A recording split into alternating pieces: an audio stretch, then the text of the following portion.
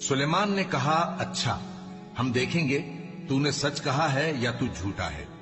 ये मेरा खत ले जा और इसे उनकी तरफ डाल दे, फिर उनके पास से हट जाना और देखना कि वो क्या जवाब देती हैं। मलिका ने कहा कि दरबार वालों, मुझ तक एक नामा गरामी पहुंचाया गया है।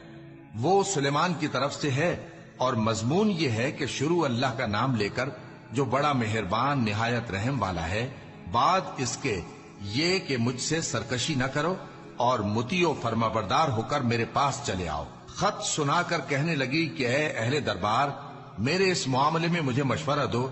जब तक कि तुम हाजिर न हो और सलाह न दो, मैं किसी काम का फैसला नहीं किया करती। वो बोले कि हम बड़े जोरावर और सख्त जंगजू हैं और हुक्म आपके इख्तियार में है, तो जो हुक्म दीजिएगा उसके अंजाम पर नजर कर लीजिएगा। उसने कहा कि बादशाह जब किसी शहर में दाखिल होते हैं तो उसको तबाह कर देते हैं और वहां के इज्जत वालों को जलील कर दिया करते हैं, और इसी तरह ये भी करेंगे।